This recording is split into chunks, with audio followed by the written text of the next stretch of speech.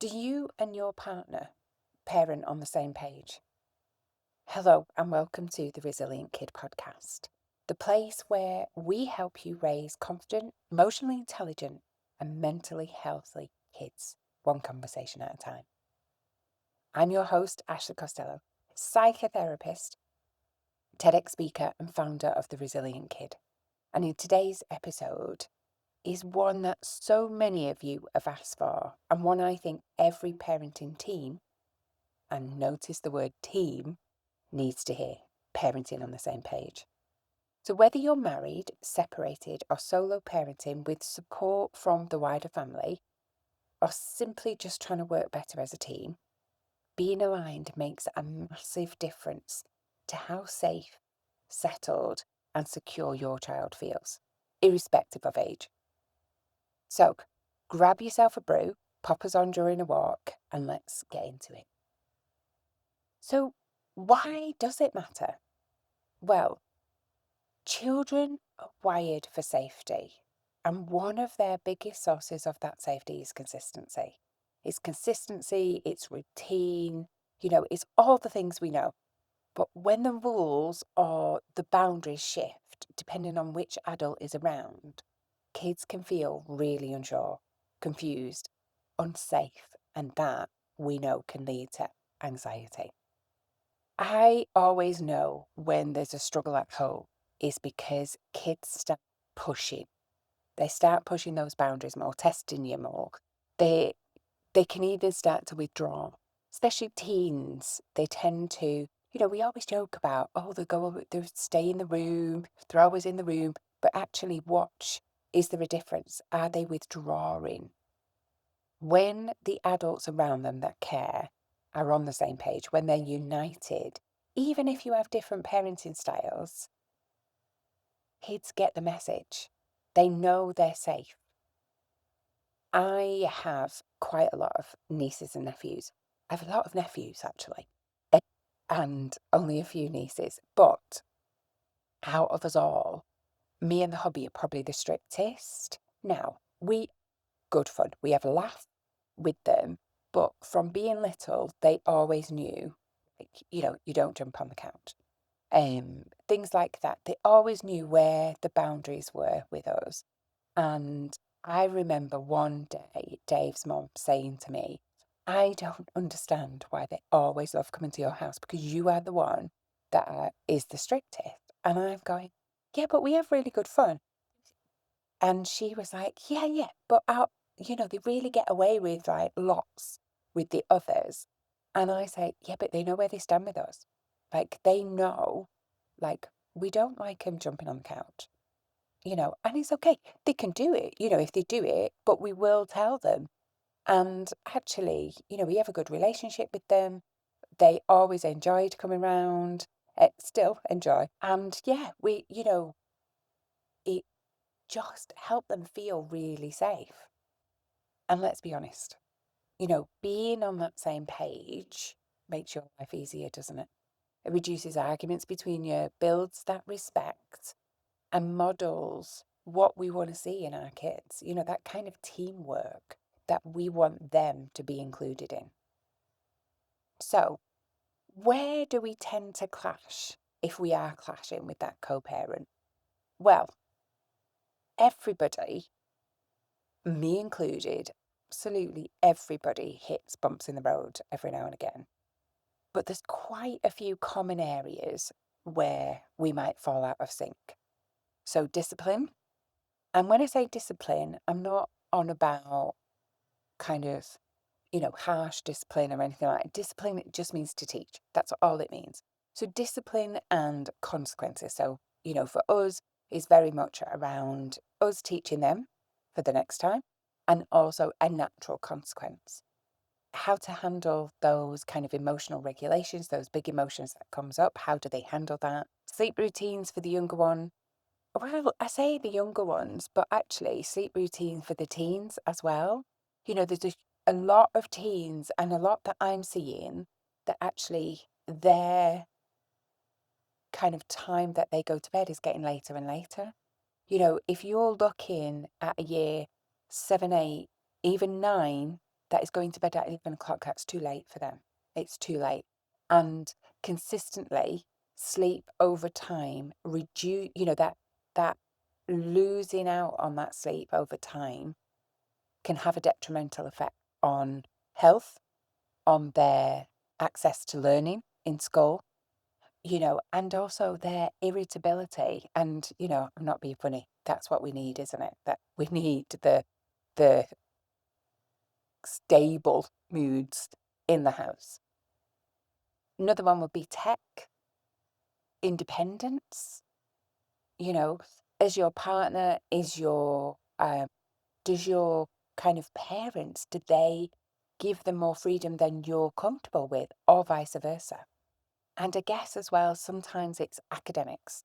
What's the expectation around homework, grades, things like that? Homework was always a one for us where, you know, I might clash with one of the kids, and then the hobby might have come in and gone, oh, it's okay, blah, blah. And I'd be like, okay, I'm going to be sat here for 25 minutes.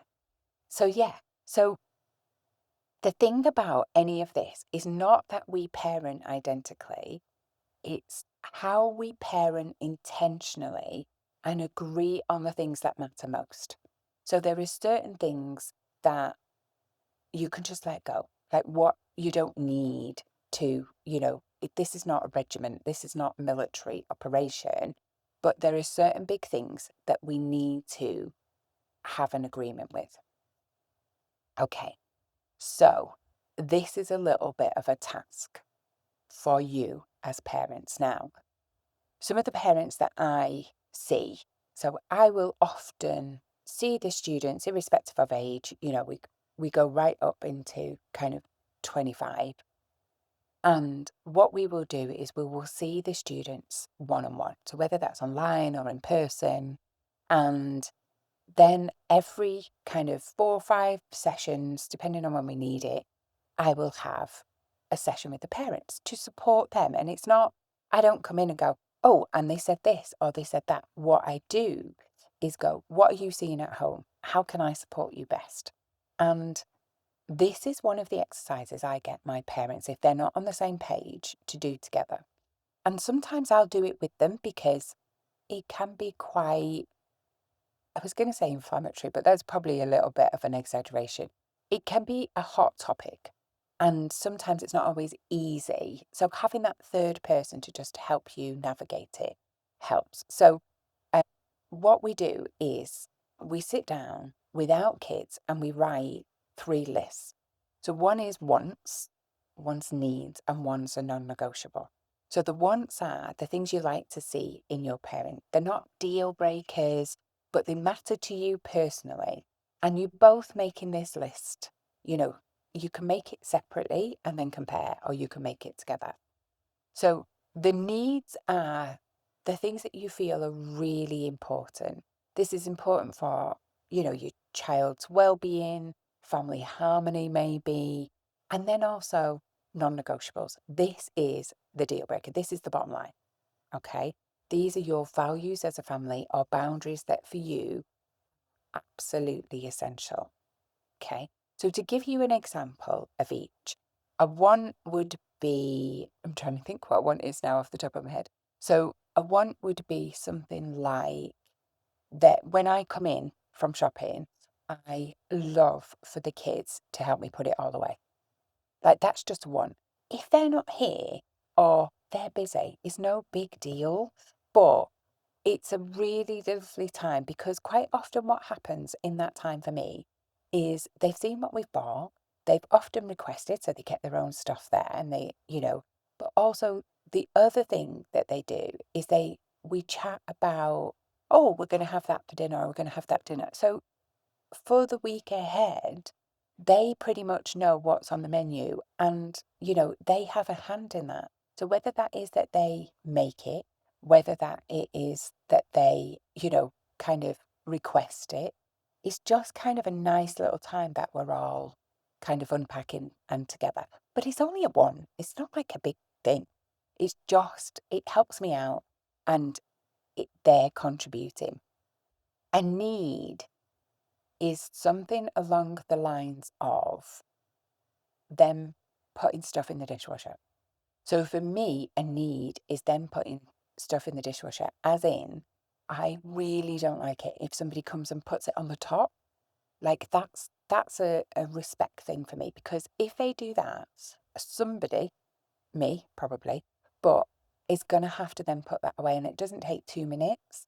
So that's like a real need for me, and it sounds like ridiculous, but it is about that teamwork. It is about modeling that teamwork. And actually, if they don't put it away, if they don't put it in the dishwasher, they don't wash the pots, then, it's about somebody expecting somebody else to do that for them. So that is a real need for me. Now, my hubby would not care about that. Like, he really wouldn't. Like, he used to do it for years when he lived at home. And it was probably a real bone of contention for me when we got together, when we actually started to live together. But he understands why it's a need for me. And so he will, also encourage that. Like, that goes on our list together because he knows how important it is to me. And then a non negotiable for me is, if I ring you, you pick up the phone. If do not leave me undelivered, I am your mom. That's a non negotiable. I pay for your phone, you pick it up. You have that phone so that we can get in touch with you and we know you're safe. So that's kind of a non negotiable for me. Now, don't get me wrong, if I ring and they've not heard it, this week I went to pick up the eldest from her exam and I text say I was on the way. Now, we hadn't made a firm arrangement that I was going to pick her up. I just said, ask Dad, if he can't pick you up, I will. I just happened to be around. So text to say, on my way. I then text to say, I'm outside the back gate of college. Nothing. Now, when you're like, come on, because this is the middle of my working day. I just happen to have half an hour free. So having already been picked up some sushi for a lunch because she'd had a bit of a hard morning and I thought I'd treat her, sat there for half an hour. I then rang her. Now, she picked up and I said, where are you? Like, I'm outside, mate. And she was like, oh, I'm just with my friend, blah, blah, blah. I was like, okay, great. If you can make your own way home, then I'm going to go because I've got work.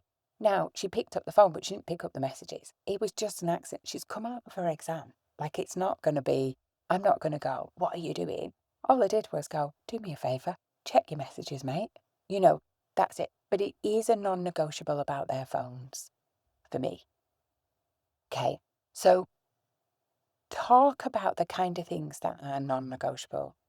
And for me, they really hinge around values of your family. One of them is, like for me, we are not racist here. And we often have conversations in the family around, incidents we've seen or heard and actually how important they are to us. Sexism, the big isms, is really important that they're on the list as well, because not always do you have the same outlook, but actually it's not just about your outlook, it's about how you want to raise your kids. So, they're the biggies that need to be on there as well, but they usually follow your own values and then your family values as well. So once you've kind of had a little look, and don't, I would say, is a bit of a top tip here, is don't debate them. Don't get into the, oh, but that's not this or that's not. Just write them, just listen, and you might actually learn something about each other that surprises you. And then once you've looked, then you can have a little bit of a debate, but actually get your list down first, listen to the other person, and then look for any overlaps, look for, because this is about you being able to commit as a team. Now, it's not about being exactly the same. Don't think, oh, there's something wrong because you're not exactly the same. You're two different people. It's about being in sync for the kids, irrespective of their age. Okay, now, and this is kind of a little bonus, but if your child is old enough, and I strongly suggest that if they're over 6, you can do this with them, particularly teens, doing something like this kind of really helps with, family values. It helps with the rules, asking what they think. Is there something else on there that they want to put on? There might be something like, my bugbear about the dishwasher might be something of theirs and actually is causing friction between siblings or friction between you, and you don't understand because you've never asked why. And so doing this kind of exercise with the kids as well, by the way, once you've got yours down pat, once yours is in stone, then you can add to that. And it's really, it's really surprising what particularly teens come up with. And I find it refreshing to do with the family. Like, it's really cool. I've done this a few times with families as a whole, and there is always, always positive outcomes. There's always a benefit to doing it, and there's always a surprise. The kids usually always surprise the parents, which is really lovely, isn't it? Okay, so what happens if you feel completely out of sync? When how do you get back to being on the same track? Well, the first thing is make time for that conversation, and without kids and not in front of the kids. Take yourselves out for a walk, take yourselves out, to a cafe, somewhere neutral, the pub, but just somewhere neutral that you can have this conversation. But really lead with curiosity. So, what I have noticed more and more is as a parent, we often have things running around our head. And one of the things that I have noticed is that we bring into the conversation. There is no lead up, there is no warm up often for the partner.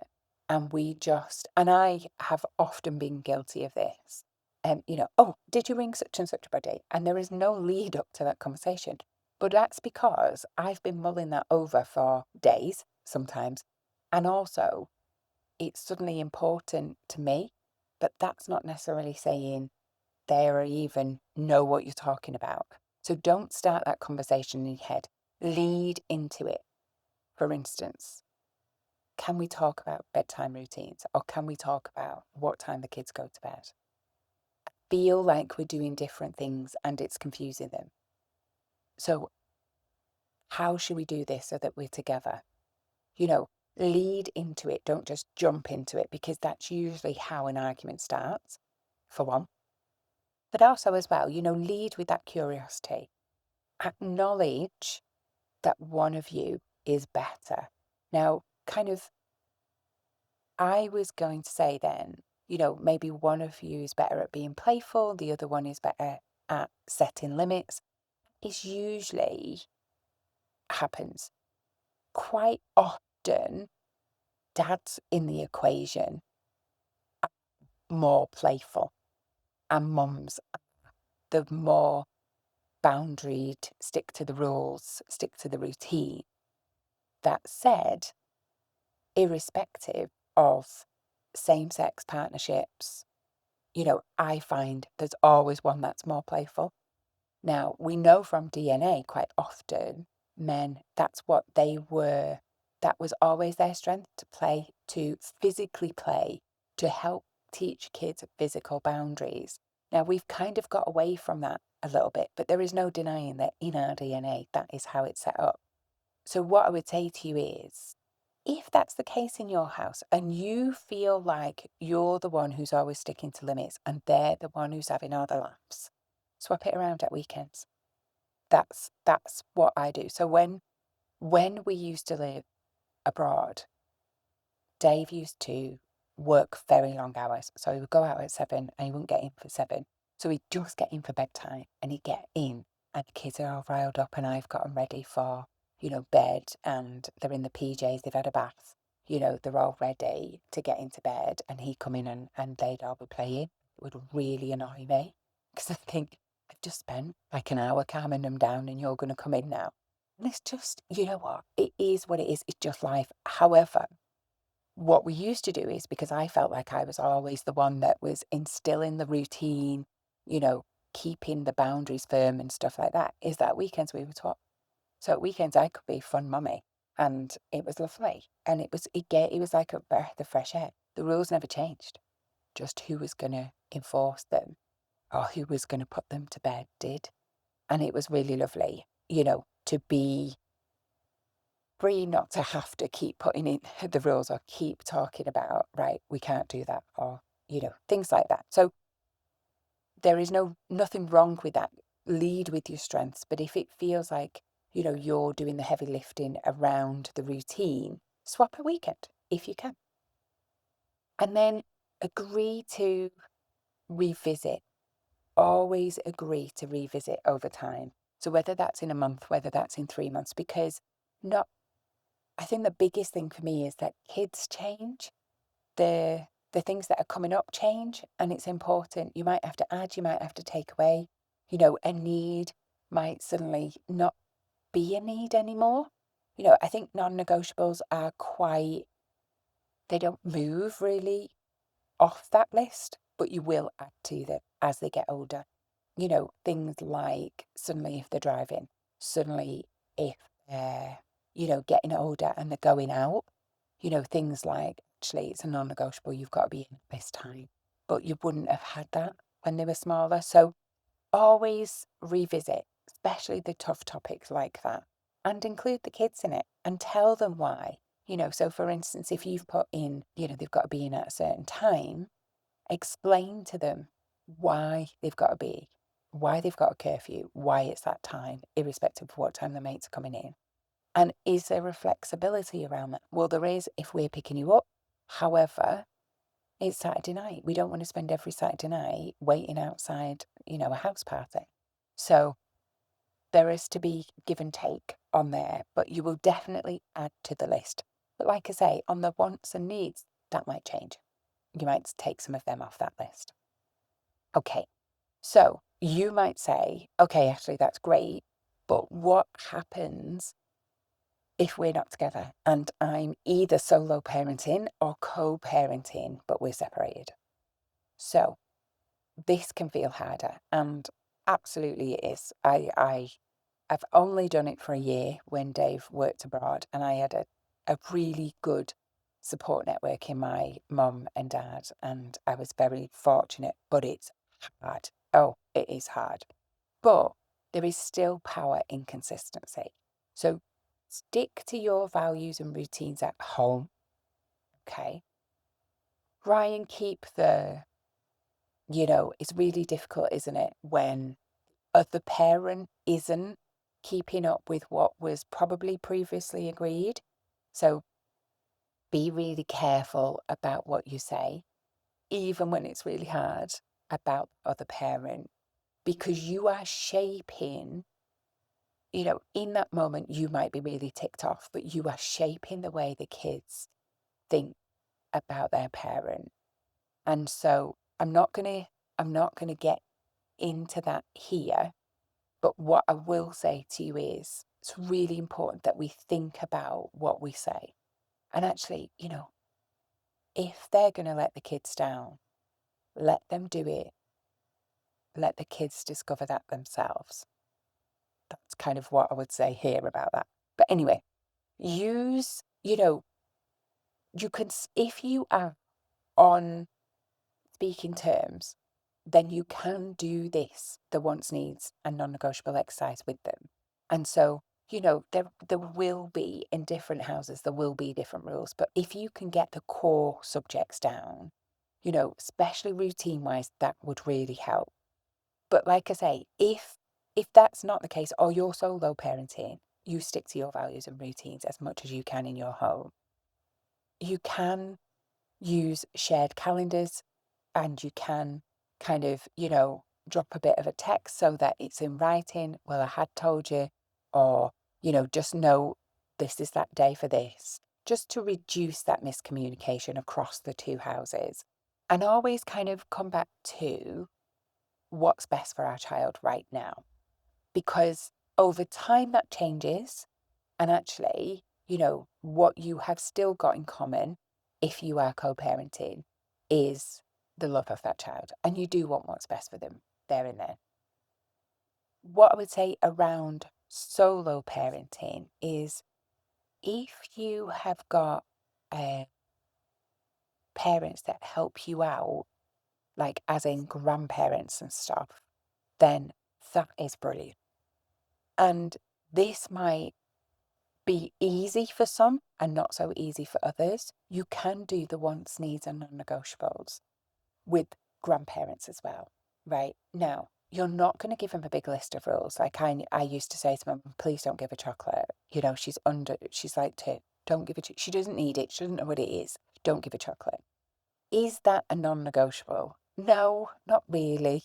You know, it's grandparents, they will do that kind of thing. However, because they don't sweat the small stuff, do they? They've done the parenting hard bit. The grandparenting is the fun bit. So, you know, they want to have fun. They want to give them treats and things like that. However, there will be certain things that is a non-negotiable for you, and try and communicate that with them. If not, you're going to have to kind of, if you want their support, you're going to have to kind of bend a little bit. But keep to yours. Keep to your values. Keep to your non-negotiables when they're at yours. Kids are very flexible. They know what they can do at each other's house. I mean, my God, my dog even knows that if Dave's in, it does not get on the couch. And if anybody follows me on socials, you'll see that's not the same with me, because he sits there barking until I let him on the couch. And sometimes I'm just like, I'm done. I'm tired. Get on the couch and shush. And he does immediately. So, yes, it's much easier to put in boundaries with your kids than it is the dog. 100%. Okay, so kind of one final thought. What's my one final thought today? I think really it's a gentle reminder. It's not parenting on the same page. It's not about perfection. It's about partnership, whether that partnership is across houses, with your partner who you live with, or with grandparents. You know, you all want the same for your kids. You know, you all want them to grow up feeling safe. And that's why we do this, is so that the kids feel safe, so that, you know, anxiety doesn't breed when there is no kind of structure or routine, or, you know, and not even routine, just when there's no kind of agreement on what is needed or a non-negotiable in the house. And don't think you won't disagree. You will, but you can work through it. And also you're showing your child that you can work through it, and that, you know, there is still love there is still respect there, but particularly if you're co-parenting in different houses, there is still that respect there. But, you know, sometimes we do disagree, but we can get through it. If today, Parenting on the Same Page episode gave you food for thought, then take 5 minutes this week to try and do the wants, needs, and non-negotiable together. You know, for me, it's a game-changing conversation. This is something that I use for various different reasons, but it's brilliant for co-parenting. So to see if you can get that 5 minutes this week at some point, and, you know, just that conversation, see where you're both at, and then share it with the kids. See if they add to the list as well. If you've enjoyed this and you want me to cover something else, this was a request after in the village that we have, the Facebook group, somebody asked me about that, and I just did like a ask me anything. We have like an ask me anything on a Saturday morning, and somebody asked me about it, so I did it, and then a lot of people had messaged me and said, will you do that a little bit extended? So I thought, well, here is the perfect place. So we will put up a printable version of the wants, needs, and non-negotiable list for you under here. So have a look in the show notes. Have a look at the link for the village in the show notes as well, because it'd be cool to have you over. Come on over. It's a lovely supportive community. It's got educators in there. It's got social workers in there. It's got, you know, all the coaches in there as well. And we answer questions. We support each other. And you can ask anonymously as well. If you've got, you know, a question, but you don't want to kind of put yourself out there a little bit, ask it anonymously. And, you'll get some really lovely answers. It is fab. It is fab. Okay, take care, everyone. If there's something that you want answering, either on Ask Me Anything in the Village or on the podcast, drop me a message. I would love, love, love, love to answer it for you. So take care. This has been me, Ashley Costello, of The Resilient Kid, and lots of love from my family to yours.